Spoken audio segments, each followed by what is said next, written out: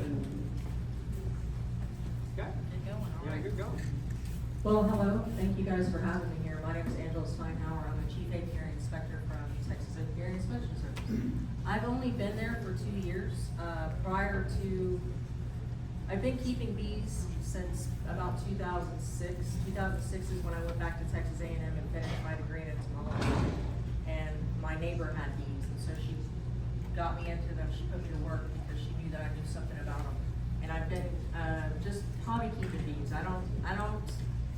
Generally I don't take any honey because I don't want to have to go out there and feed them. I don't do the chemical treatments. I do splits and that sort of thing to keep my mite levels low. For me, keeping bees is just that. It's a hobby, and I don't make any money or do anything with them as far as selling them or anything like that. I just keep them. I just have them. I'm a bee haver. Let's put it that way. But now I'm at the Texas Apiary Inspection Service, and I have to be up on all of that stuff. So I generally try to keep myself educated on what the new research is and what the new things are as far as treatments and that sort of thing. But I'm going to go ahead and get into it. So if you're not familiar with the Texas Apiary Inspection Service,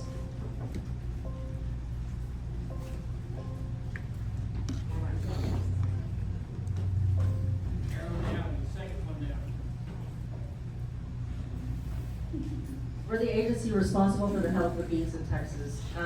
And that's a big responsibility, and I take it very seriously, and I'd like all the beekeepers to know that. If you're a registered beekeeper, you know that you get emails from me.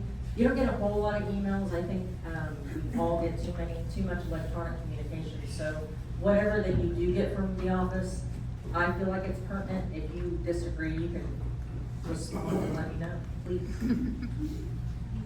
So I want to give you a little history about the office. So the office was started in 1899 because across the nation there was problem with foul brood and bees. And so the Texas legislature started the Office of the State Entomologist at Texas A&M. There was also the New World's brood worm going on. That was another part of the reason for the office. The 1901, the Apiary was. This is the building that the Apiary was started in at Texas A&M, but this is in San Antonio, is where this building is.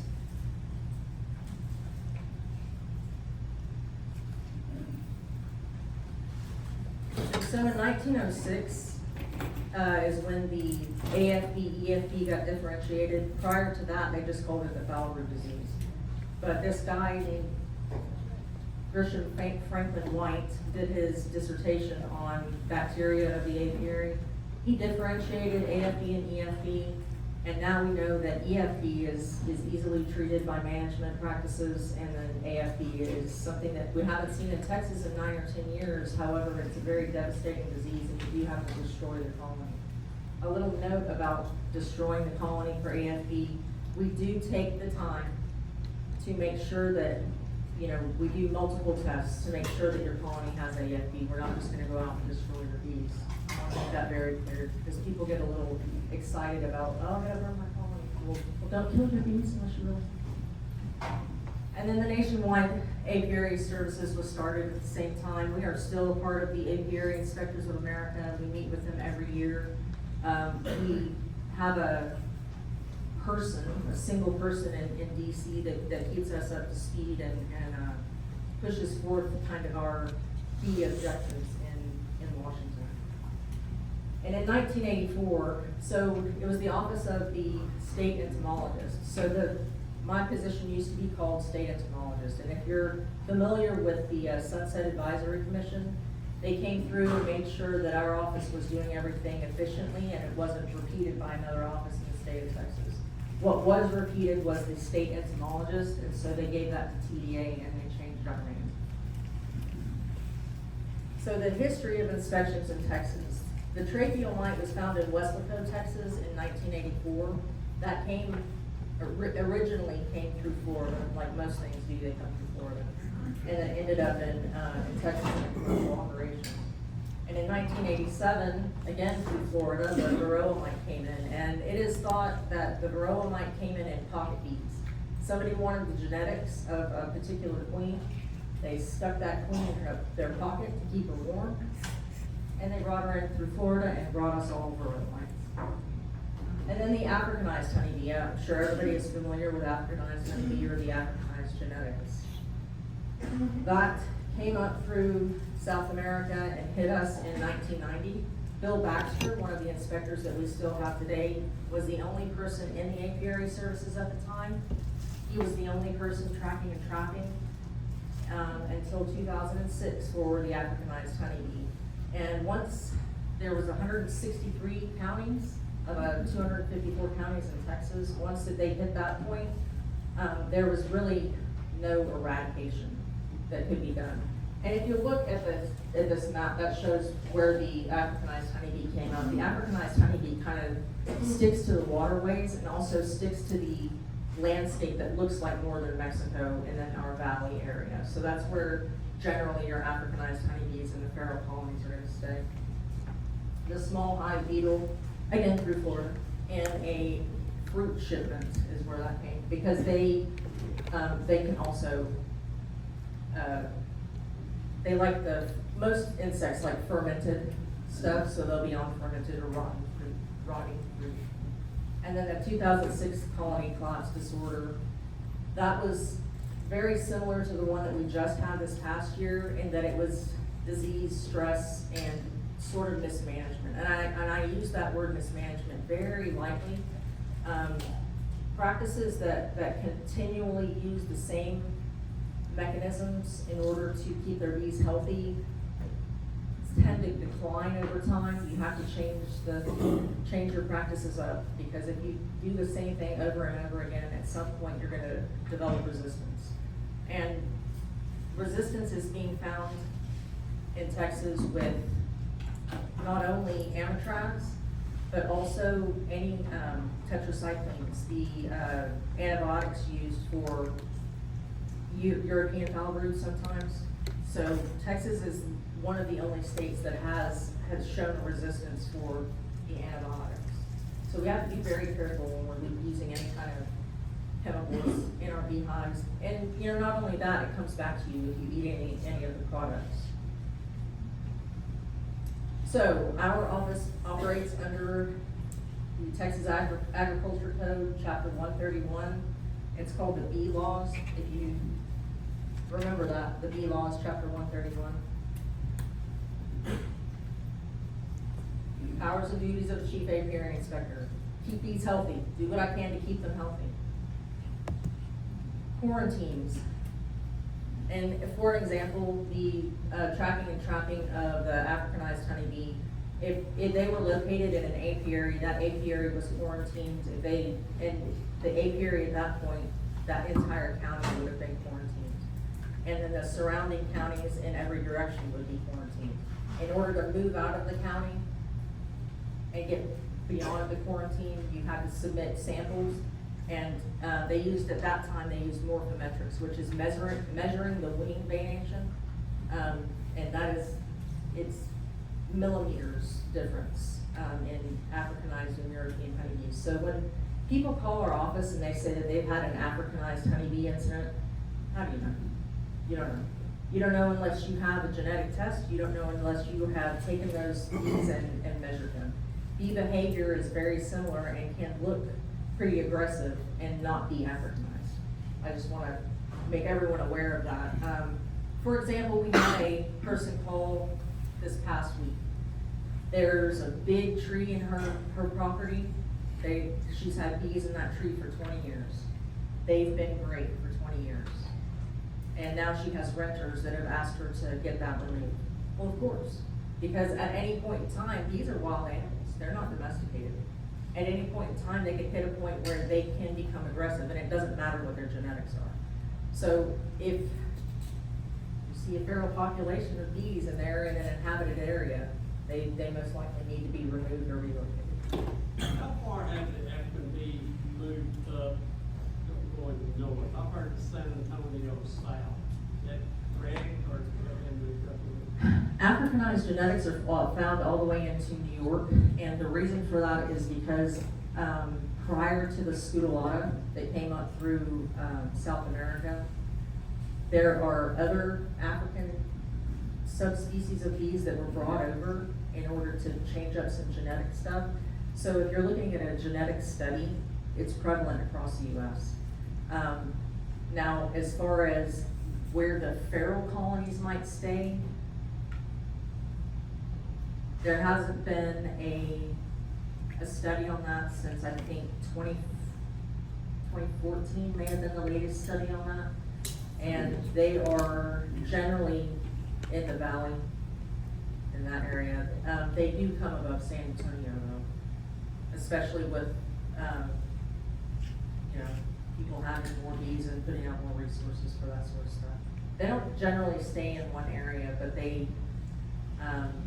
they're not gonna go, it's more of a, can they survive above, a weather line? You know, what does the weather look like in the winter?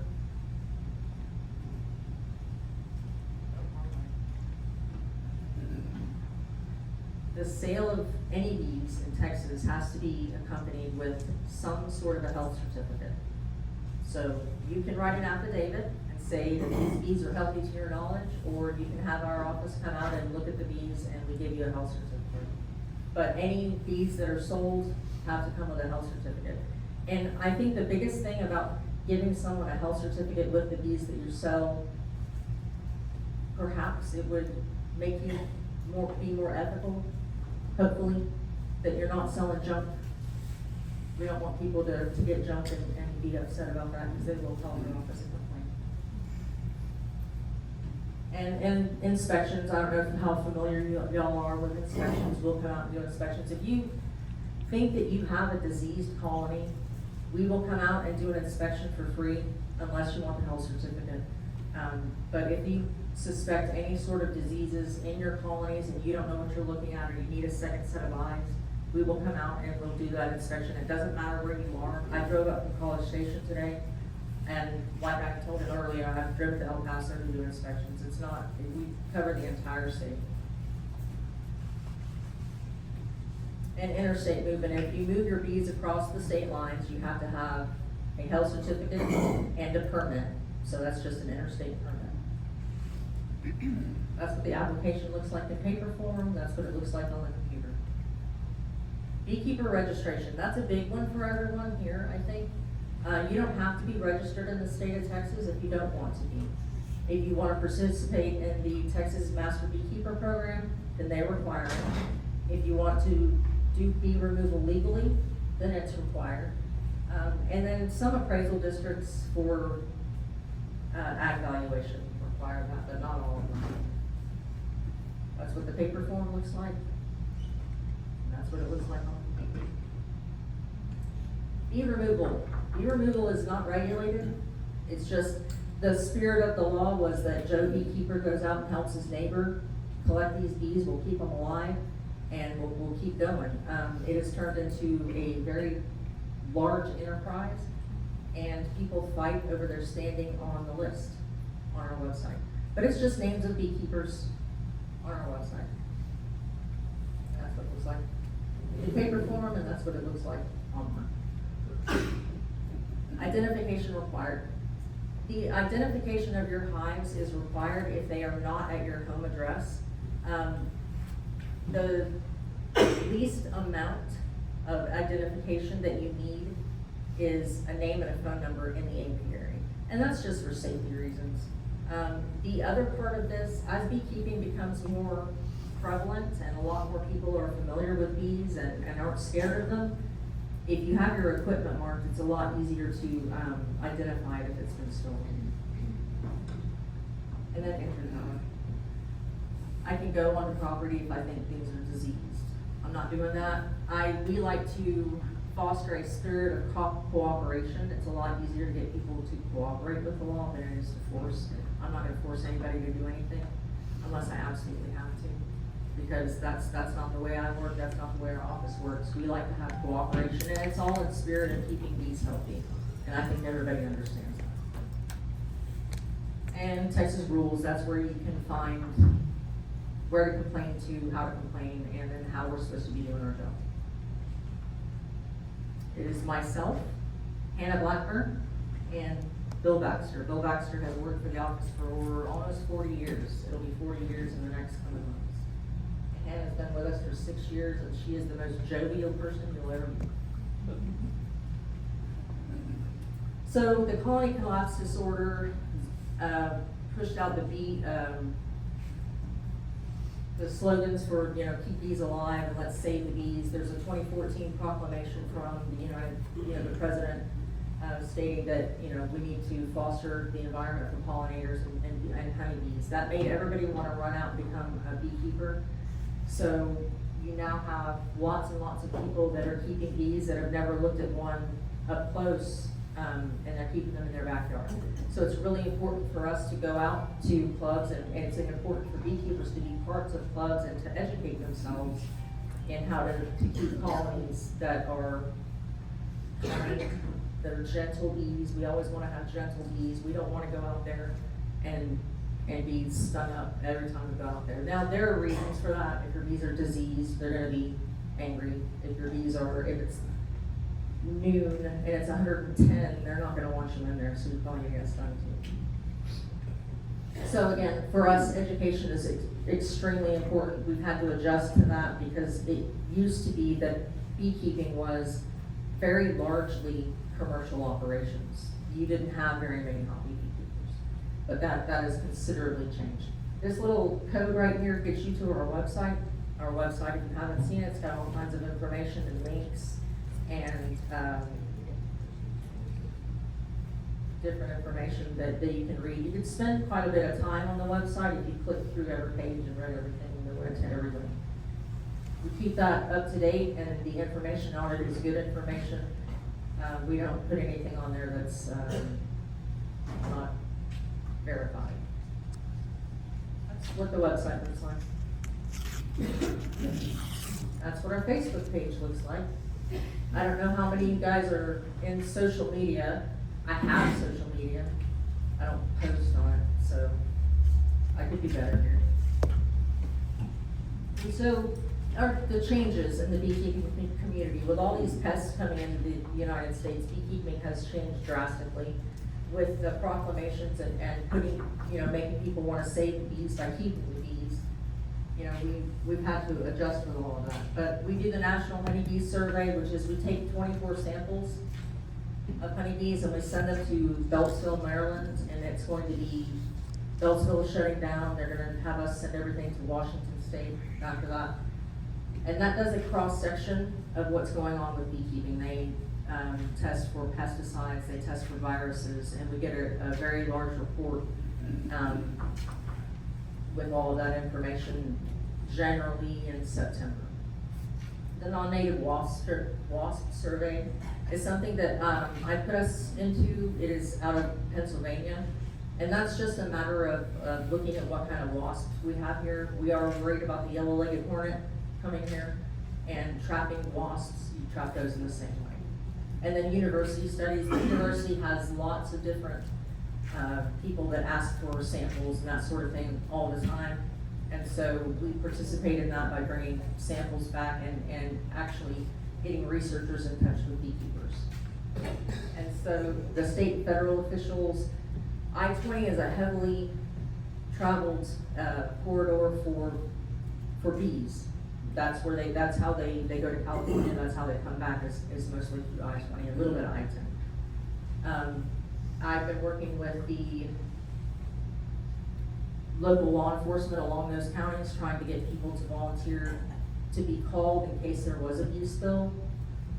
If you have ever seen a livestock load dumped on an interstate, it's a terrible thing. Bees are even worse because they go further. The military installations in TxDOT have allowed us to put out yellow-legged hornet traps. That is something that we're starting this year. We're getting those traps out just to make sure that we are aware that the hornet is here or not. It's in Georgia. It's going to come this way. The Gulf Coast, all of these states along the Gulf Coast will be its main territory, and they'll continue to come this way. They're not here yet. So currently we have 2.71 million bees, and that includes hobbyists, that includes commercial people. That's the number of colonies we have in the United States. And there's always an increased demand. With the diseases and the pests that we have, it's very difficult to maintain that number. Just for an example, with almonds, you need 2.7 million bees to pollinate almonds. It is very difficult to get the numbers of bees just to almonds and keep bees alive. So we're helping the researchers try to figure out the viruses and the pests that we have and how to fight them without making our bees unhealthy. And again, we work with lots of different people trying to get the bee word out and trying to put out traps for things that could be here, may not be here, might be coming here. And we also, I like to get you guys involved. I get a lot of great feedback when I send out those emails that I send out. And Texas beekeepers are very well educated, I've found, and very willing to help out. And you guys really promote an atmosphere that is pretty welcoming, to be quite honest.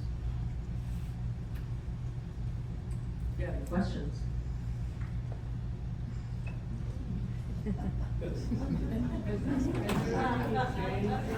Has there been any change to your laws on the definition of an apiary? We find that pretty important when dealing with our county tax assessor. The definition of an apiary changed 2 years ago. more than 2 years ago because it was prior, they struck apiary, six colonies in an apiary. They struck that out prior to 88, the 88 legislature. 23 was when I came in. I had to go through and write all that business in there. So they struck that apiary definition prior to that. It's just that the CADs, it's time consuming to talk to CADs. Yes.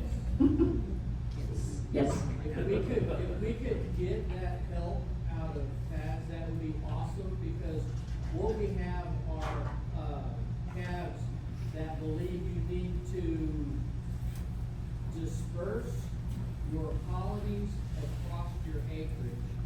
And my argument to ours this year was, you don't tell a beef rancher to build 6 barns on 200 acres. What time? I've talked to 5 different counties surrounding us. The only one that's seen fit to understand and ask more questions is Titus. The other 4 have said, this is what we do. But even Titus said, if you have 5 acres, if you want it to be an acre, you have to have at least 1 hive in each acre. They changed that after I talked to them. Oh, they did? Yes. So in talking about CADs, if you, county appraisal districts, you cannot call them on the phone because you have no idea who you're talking to. Number 1. Number 2, when I go face to face and talk to them, you have to get the right person. You have to get their chief appraiser. Yeah. Because if you don't get the chief appraiser, then you're getting some willy-nilly BS that may or may not, whatever. So it's very difficult. It's very frustrating. I've spoken to many CADs. If you're having an issue, send me an email, give me a call. I will definitely call. I have no problem doing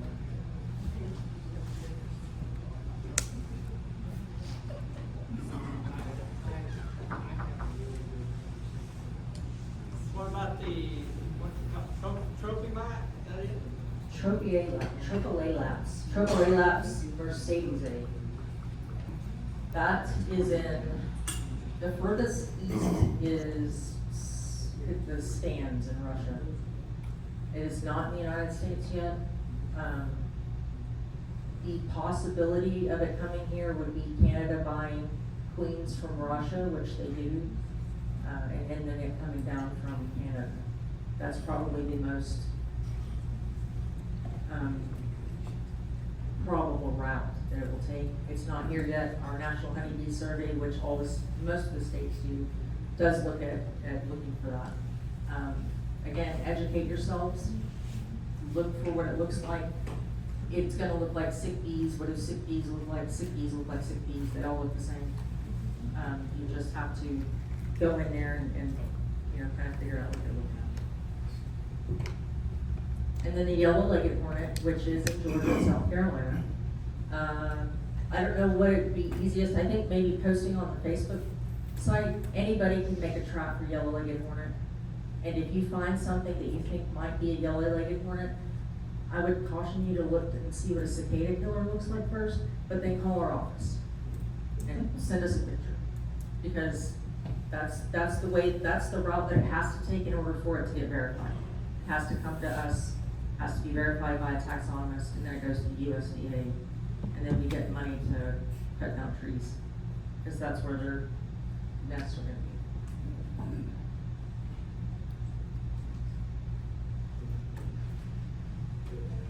I don't know a thing about this, it's the first time ever. But this may be kind of silly question, but do hogs mess with beehives? I don't know. And I'm gonna say this, so we have a big area at the bee lab that has a lot of Johnson grass in it. And I've tried to bait the hogs out there so they'll kill that Johnson grass and root it up, so I don't have to take my tractor out there. I don't want to let the hogs do it for me. They haven't come out there yet, but I purposely kind of baited them away from, and there are hogs out there, and they're pretty close to the hives, but they've never had one overturned, so. I've had them within about 10 feet of mine. Yeah. So have they been overturned? No, they get about 10 feet and that, I mean, and they come in 3 or 4 different Most times. livestock, except for cows, cows like to tear everything out. Well, my cows learn to stay away. Cows, but not cows. Well, they can't get to mine because I've got a portable corral around mine. But, I do have trouble with skunks and raccoons and stuff, trying to get into them.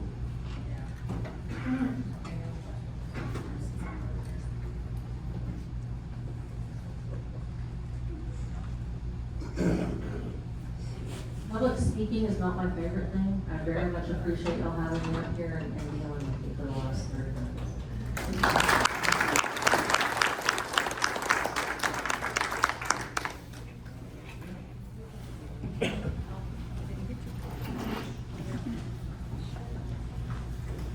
And if you have any questions that you think about it later on, call, email, doesn't matter what the question is.